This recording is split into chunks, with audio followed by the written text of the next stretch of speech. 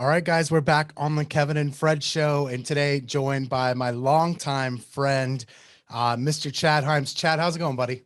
Kevin, it is fantastic. Thank you for having me on the show finally. You got it, man. I'm excited that we got to do this. So, dude, first of all, what the heck have you been up to, man? What's going on for you? By the way, for those of you who don't know, Chad and I go way, way back. And so part of this today is going to be us just being able to actually catch up as friends. So, dude, what's been going on in your world? Oh, okay. I don't know where to begin. So if I go back a little while, let's see. Mainly, we've just had major transition in our lives. Nita and I decided I got back into just coaching, just flat out coaching people. And Nita said to me one day while we were in Atlanta, we were living, she said to me, do we really need to be in Atlanta while you do that? I said, no. She says, I don't really like it here. So we packed everything up, Kevin. We moved back to Washington State to Birch Bay. It's gorgeous. I mean, I can see Canada just over there. Got back into town, sat down with our mutual friend, Ben Kinney. He said to me, what are you going to do? I said, Ben, you need a podcast.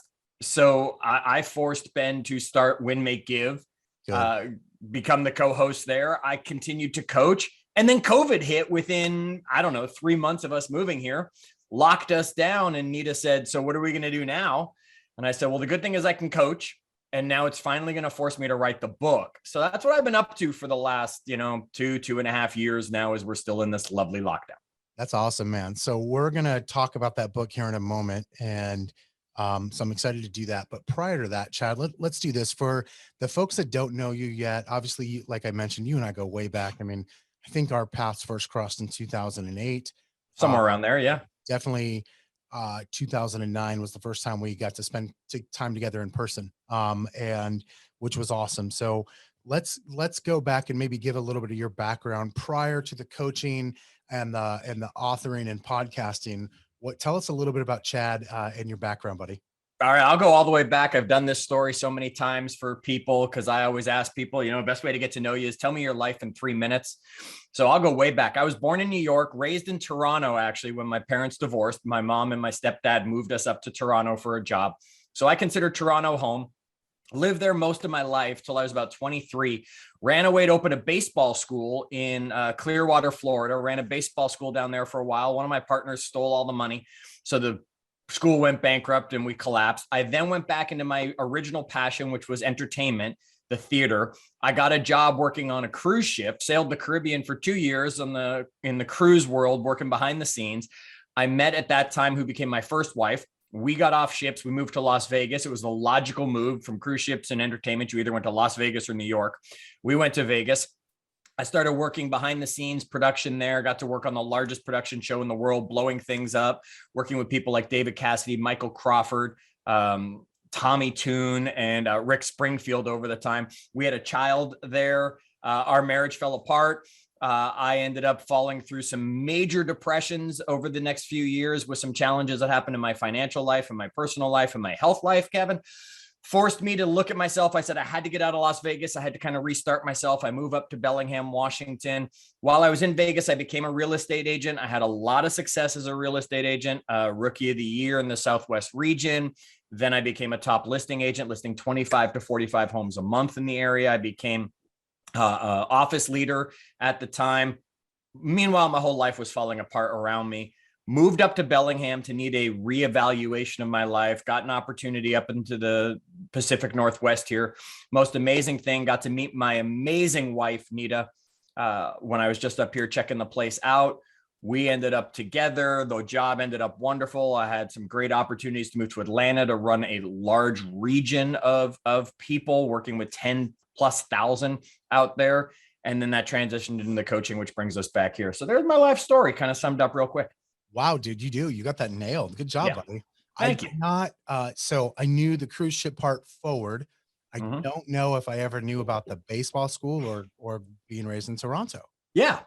Yep. I grew up in Toronto. So sadly, I held my American citizenship and never got dual citizenship. I made the huge mistake. And not that I kept my American citizenship. That's not a huge mistake, that I did not get the dual citizenship. that I was eligible for living up there, because we were just up there as landed immigrants for all those years. So now going across the border is still tough. I'm like an American. I can't claim I'm a Canadian and get across that border. But growing up there was amazing. It was just wonderful and cold. Yeah. I bet it was cold. So last time you and I really got to talk, it was in person. It was in Atlanta. Fred and I were there on our way, kind of a detour on a stop to Florida for us. And that was cool because we got to catch up and spend some time together for the first time in a long time. But dude, I remember the first time we spent time together, you picked Fred and I up at the airport in Bellingham. And I remember thinking like, what is this place? Who did Ben send to pick us? Like, what is happening here? And dude, been friends ever since, man. So I just want to tell you how much I appreciate you. And we're going to talk about your new book here in a moment, but I'm going to have to scratch my own itch, man, because your first book, the children's book, yeah, I love and still read to my kids. Yes, right there. Ketchup Can't Hurt. So do us a favor, and really this is for me, is tell me about that book. What made you write that one? And what was that like for you? All right. So, and let me admit, before I even get into it, I remember picking you guys up. I remember spending the time with you guys. And I got to tell you, for the longest time, it probably took me a good 6-8 months to always remember who was Kevin, who was Fred. Right. And I'm sure you guys run into that and had that. And back then it was like, okay, which one's Kevin? Which one's Fred? Okay. Fred's a tall one. Fred's a tall one. Fred's a tall one. Till it finally stuck. So, Ketchup Can't Hurt. Okay. So that was my first book. I wrote it maybe 10 years ago now. My daughter is, oh my gosh, turning 21 really shortly here, not too far in the near future here. She'll be turning 21. Wow. And I remember, Kevin, she was 2-ish. So high chair age, at the restaurant, eating real food age. We were at an Outback Steakhouse. It was her mother and I and her, and we had gotten her some French fries, and she had ketchup, and she was just dunking the fries, and it was everywhere. And I remember just looking at her totally like I couldn't believe this. And I looked at her and I was like, oh my God. And her mother said to me, don't worry about it. Ketchup can't hurt. And I had like the world called timeout, and everything stopped for me. And this book came flooding into my head that said, you got to write a book. There's the title of it right there. And for the next 5 years, I worked on that. It was probably harder to write that one than it was to write the new one because it rhymes, right? So you got to sit there, and as you're writing it, you got to be, wait, that's too many, syllables now. It doesn't make the flow work. I don't know how Dr. Seuss did it for all those years. Took a while, wrote that one for my daughter. I was in an unsupportive relationship at the time. So it wasn't the sort of thing I was even willing to like let out of my grasp. Yeah. It wasn't really until I met Nita, and we got together and became a couple, and I shared it with her one day, and she was like, you've got to share this with people. Yeah, dude. Thank God for Nita, because I'll tell you, I love the book. It's in my house. We read it still to this day. I probably read it within the last 45 days. So part of the routine in my house is books every single night before bedtime at a minimum. Although there's a lot of my oldest, Sophie, who I initially bought the book for, she reads all the time, all on her own, because she's now 9 and, reading like she's a reading machine. But yeah, dude, I still read that book to this day and absolutely love it. And if you're a dad, or actually you could be a dad or a mom, as it turns out, and you've got a kid, read the book. It's awesome. And there's something in there for all of us as parents to relate to. Oh yeah, absolutely. And you can get it at Amazon. You can go there and just search for Ketchup Can't Hurt, or you can go just to ketchupcan'thurt.com. I'm selling them right on my website. And if you order it from me, same price. It should be the same price as Amazon, but if you buy it from me, I'll sign it for you before we ship it off to you. So you'll have a signed copy. Awesome. We'll put that link in the show notes. But all right, so that was for me. Now let's talk about the new book, because I just got my copy. I ordered it the day it came out. Thank you. I actually got the Kindle version, and I've got the hardcover sitting. It's one of the 2 hard covers that I'm reading right now, because I don't do a whole lot of physical reading. So that made the list, buddy. So just so you know, it's normally it's Audible first, and then if Audible moves me, then I go buy the hardcover book. But that couldn't resist. So tell us about the new book, and maybe before we get into what it's about, I'd love to find out why. Like, why, dude, writing a book I have a lot of friends that have written books. It's not one person yet has said it's really easy. I just wanted to share something. So I'm going to assume it's maybe not that easy for you either. So let's start with why, and then let's get into the actual book. All right. So you and I are friends enough that I'll ask you this. Do you want real answers or you want the salesy answers? I want the real answer, dude. Okay, good. I figured you would. Why'd I write it? It's a fancy business card. Okay. I love That's it. It's a fancy business card.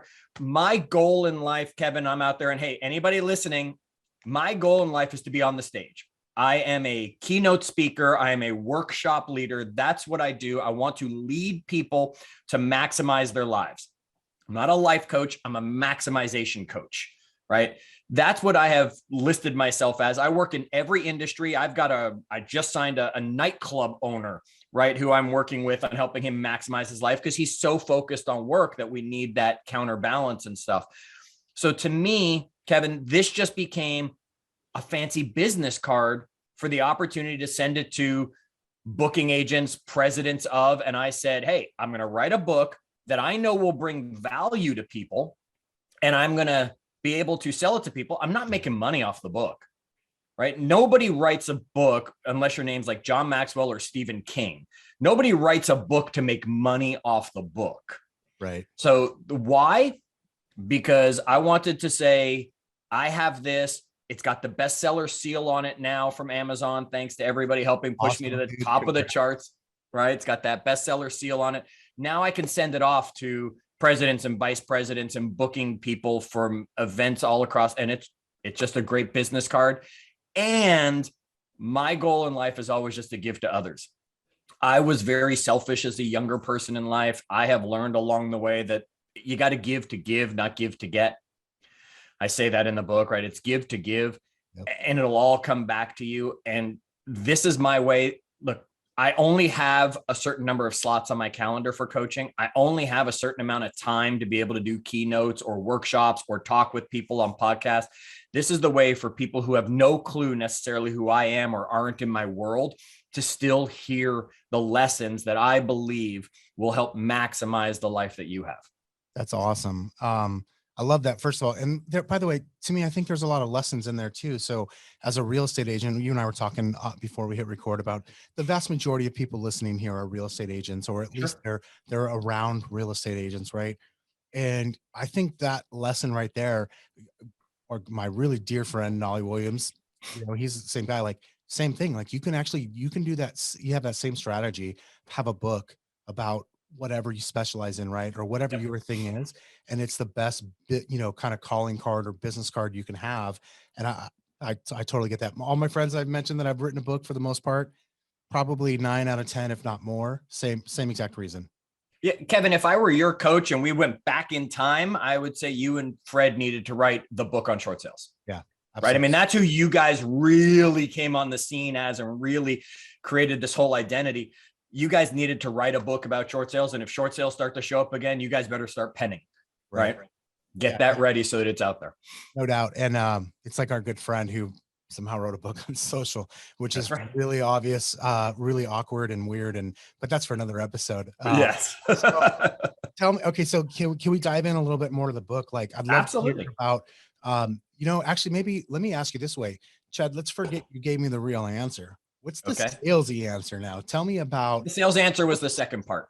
Okay. That was the second part. Okay. Got it. I want to give my message to as many people in the world. The person I wrote it for, look, I got 20 plus years in the real estate industry. So of course, a lot of the lessons came along the way.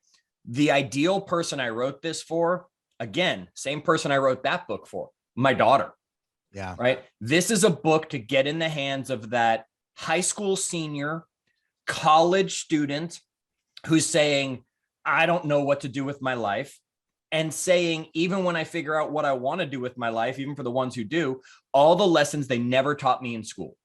They didn't teach me about strengths and weaknesses. They didn't teach me about my calendar. They didn't teach me about how to develop stronger relationships. They didn't teach me how to set goals. They didn't teach me any of that stuff. That's in the book. That's my ideal person. And I'm also happy to have someone like you reading it, because then you'll have the conversation around the table with your kids around these things, because I know it can help everybody. And I can't get to everybody. Yeah, that's so awesome. You know, it's funny. Right before I came upstairs I'm at second floor of my office. One of the agents who I work with, he and I were talking, just catching up, and he was sharing. He said, you know, he told me that I had said something to him 2 or 3 weeks ago about books, and I was sharing with him at the time, like I'm not much of a read for leisure type of I'm usually reading with a purpose, like I'm learning something, and it's usually going to be about business, or it's going to be health or wealth or something. Like very rarely am I reading something that's kind of just for pure entertainment value. And so he was telling me at that time how he was the exact opposite, but then he thought about that, and he thought about the amount of time he has, and he realizes, like, dude, I got to start digging in. I want to start digging in more. Oh And yeah. right, my car time and my actual reading time, there's more in there that I can get in. And so, just a big fan of, like, I'm a big fan personally of being able to distill down lessons, take lessons from. Now, I know you personally, I've known you for a long time, but if I didn't know you, this would still be a great way for me to have you as a mentor without ever actually meeting you. And to me, that's one of the great things about books. Absolutely it is. I don't know how much I've learned from John Maxwell. Yeah. Right. I don't know how much I've learned from, I got bookshelves going down this whole wall over here. Right. I don't know how much I've learned from some of these people who I've never met. I don't really have a desire to even meet them. I don't want to go through the work to attempt to meet some of these people. And Right. some of them probably aren't people I'd want to meet, but yet I sit down and I can learn from them. And there is no book, no matter how poorly written, that doesn't have at least one lesson or one takeaway or one reminder in it. There's always a value to every book that's written. Isn't that kind of like people in a lot of ways? Because, like, it's really easy to only take lessons from people that you like. I think it was Adam. I think it was Adam Grant. I saw it kind of not tweet this out, or maybe put it on his Instagram recently, because I'm not on Twitter, where he was something like, effectively, it's a sign of intelligence to be able to learn something from someone you dislike, because That's a great one. forces you to separate your personal feelings from maybe the facts, or even just the foundation of what it is that they're sharing. And so when you can learn something from somebody you don't particularly care for, like, that's an amazing skill to have. That you're absolutely right. And the other, we always look to successful people to learn from. But how many lessons can we learn from those who have failed? Right? If they're willing to share those lessons, I mean, it's the failures we learn from more than the successes. Yeah. So there's always value. There's a podcast I used to listen to a lot, not as much recently, by he's also an author, which is how I first would cross paths with him a decade or so ago, by the name of Rob Bell. And Rob is he's an amazing speaker and writer for that. But he had a podcast episode a year or so ago about, it was called South Star, North Star and South. And he's talking about his days early on in his career. He was a speaker. He ended up becoming a pastor for a big number of years, probably like 10 years, and grew one of the biggest churches in the country, and then walked away from it. That's for a different story. But the thing was, he had this experience early in his career where him and his peer were kind of both given the same sort of scenario. And the way his peer, his friend, the guy who he thought he really looked up to a lot, approached the exact same sort of task in one way. And he realized, like, oh my God, that is nowhere near the way. Absolutely, I would never do it that way. But he realized the value in understanding what he called the South Star, which is, not everything has to tell me what to do. Sometimes people or experiences or lessons can actually just tell me what I don't want. And there's a lot of value in that, if you can separate the feelings from maybe the person or the experience, to just take the lesson out. That's a great takeaway right there. So, yeah. So I want to give him credit, Rob Bell, but that's the same thing, is when I experience something like that, I'm like, South Star. Okay. That's a South Star for me. Move forward. That's I have a feeling that's going to become an expression I'm going to start using. I love that. Good one. It's a good one, man. No doubt about it. So, okay, the book's out. I know from my friends, and really just from the answer you gave when I asked for the salesy answer, or the non-salesy answer. I know that usually means there's a lot of other speaking and a lot of other things that are going on. So you and I are recording this, it's the end of January 2022. What's in store for you this year, man? If you had to say, hey, this is the perfect year coming up, what I'm going to be doing professionally, what's that look like? Perfect year for me. Wow. Good thing I know goals and I set those things, right? Full coaching calendar. For me, a full podcast calendar, meaning the ones that I'm responsible to host, obviously appearing on as many as possible. And the ultimate goal would be 24 workshops / keynotes over the first year. Awesome. So getting that out there. So that's 2 a month, right? Getting that out there. It's, as you said, it's late January. I had one already. I did one before the book even officially came out. I had some believers who were like, well, Chad, we know it's going to be incredibly valuable. Come on, do the workshop and launch the book with us. I've got 3 already scheduled coming up in March. So I'm January and February check on my 2 a month pace. I just got an email before you and I spoke about someone looking for July. I've got a non-real estate organization looking in the fourth quarter. So things are starting to come together. People are starting to say, ooh, there's more. I mean, that's 90% of the reason I'm doing the podcast circuit, right? I feel like I'm on ESPN going from show to show to show as they do the car wash, as they call it there. I got 3 more podcasts after you. 2 reasons. One, I want to get the book in the hands of as many people as possible. Audible is coming. We are recording it. We only have, another chapter or 2 to get recorded, and then Dave doing his magic to get it uploaded for me. I want to get the book in as many people's hands as possible. And I want as many people that read the book and find value to run to the person in their organization and say, I found next year's keynote speaker. Let's get him on the calendar now. Okay. So I want to talk about, I want to dig in on something you said there, but before I do that, what's the best place? So obviously I bought the book on Amazon, but yeah, you did during the push. So again, same thing. You can go to Amazon, you can pick up Achieve Your Apex, or you can go to achieveyourapex.com, buy it right from the website, same price as Amazon. I'll send you a signed copy. Guys, go to achieveyourapex.com, do it there. Same thing with Ketchup Can't Hurt, do that.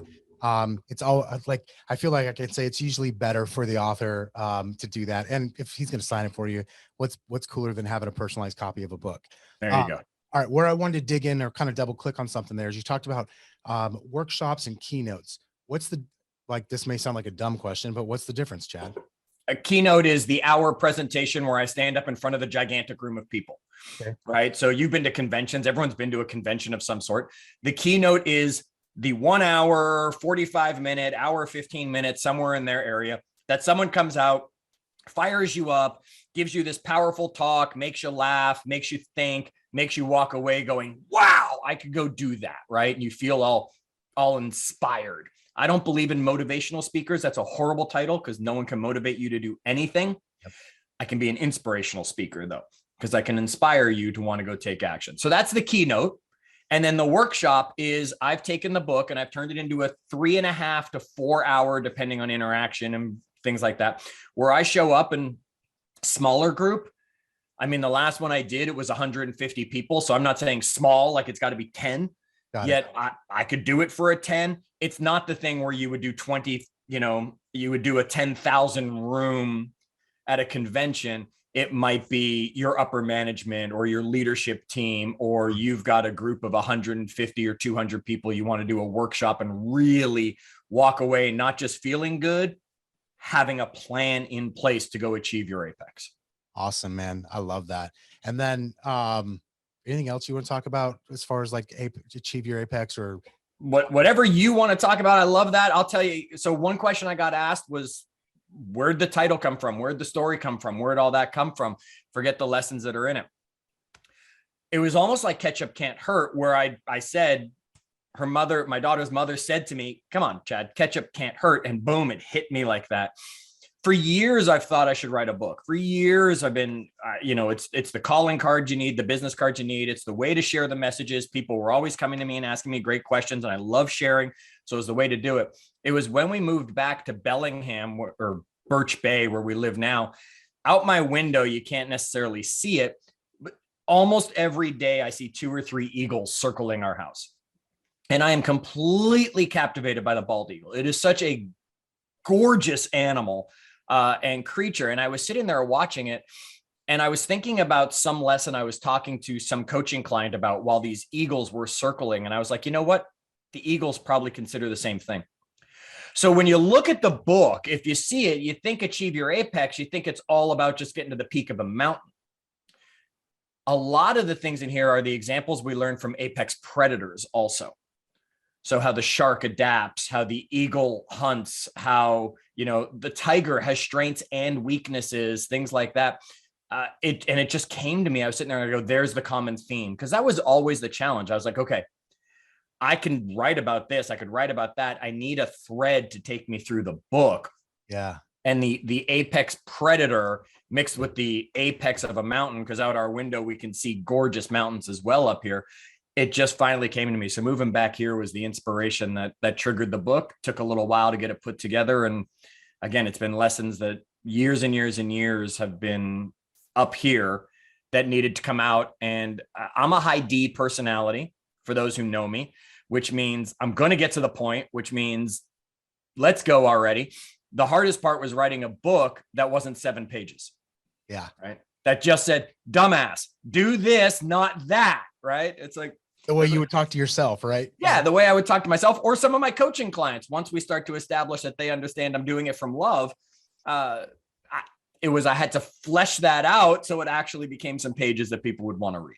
So awesome, man. By the way, I can't wait. I might have to come over to your house.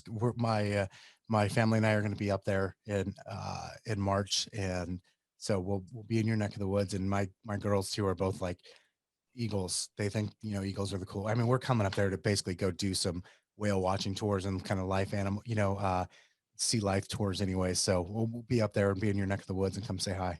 Well, you'll have to let us know and bring your copy of Ketchup Can't Hurt and Apex so I can sign the one for the girls and one for you. I can't wait to prove to them that I actually really do know the author.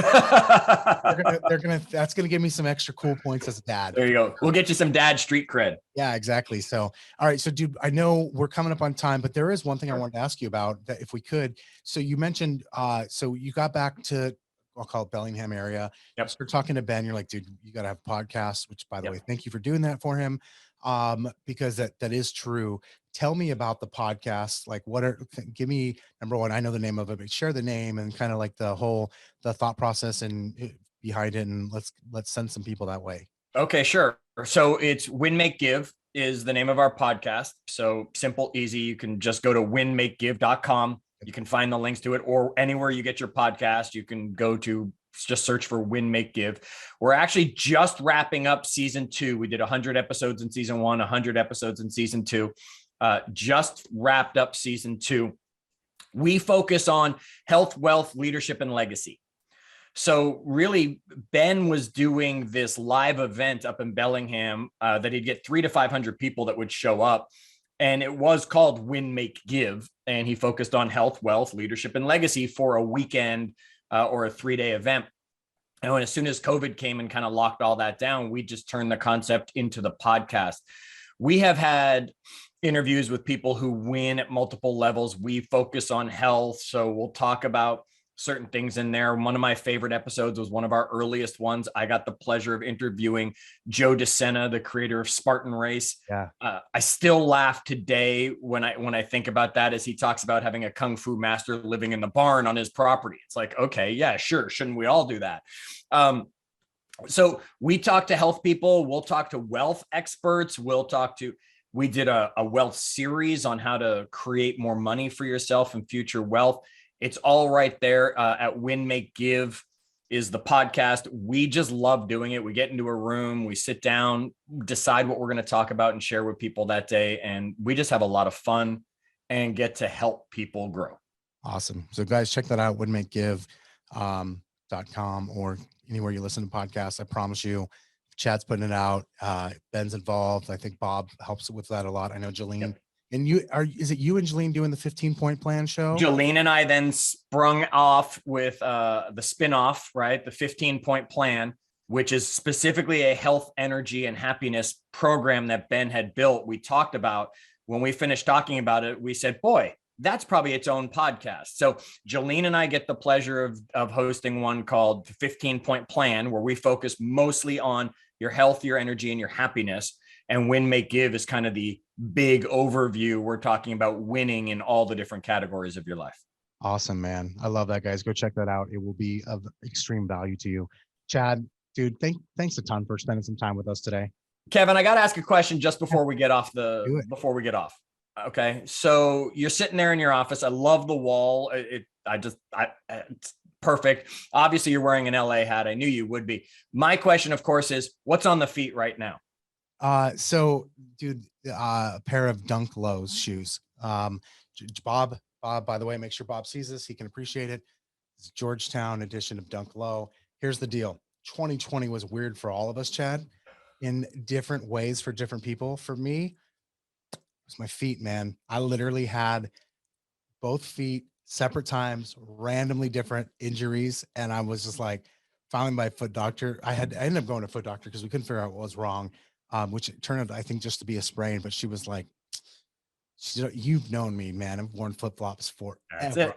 and all the time. And she's like, to be honest, after doing the x-ray, she's like, I'm actually really impressed with how well your feet are doing, given the fact that you wear flip-flops. She's like, they're actually just healthy overall, but you might want to start wearing shoes. And dude, it was just like, I did. And then right after that problem, I started wearing shoes more often, not all the time, just more often. And then right after that, I almost broke my left ankle and Ooh. foot. And I was like, I couldn't walk for a couple of weeks. And it was just a random, like, dumb luck thing. And like literally fell into my pool, around going around the corner, almost broke my leg. It was seriously painful, or almost broke my foot. I probably would have healed faster if I would have done that, if it would have broken. And so it was like, I must have tried, and I'm not exaggerating, Chad. I must have tried 10 different pairs of shoes. Cause you know me, I'm like, if I'm wearing shoes, they got to be comfortable, and it's got to be something. And so I finally found a pair of shoes I like. Actually found two kinds that I like, and that's what I wear. All right. I still got my 4610 flip flops in the backyard when I got to go out and before I jump in the hot tub or clean the yard or go out to the grill. They're still out there. They get slipped on. Just wanted to see what was on your feet today. I love it, man. That's probably too much information for some of our listeners. And Anybody who's been in your world, your circle long enough, they appreciated hearing the story. yeah, no doubt. I mean, I get the question all the time still. It's like, wait, you're wearing shoes? And it's basically been a good year and a half, year and 3/4 that I've just been wearing shoes straight. So, but it still sticks. So people are asking about that for sure. Awesome. Love Yeah. it. All right, guys. Go visit. We put all the links in the show notes there. Go check out their podcast. Please, please, please support the book, or books as well if you're a parent or know a parent or have a parent. Okay, I think we got all of our bases covered. I know Chad appreciates it, and I would too, as would Fred. So we'll see you guys again next week on the Kevin and Fred Show.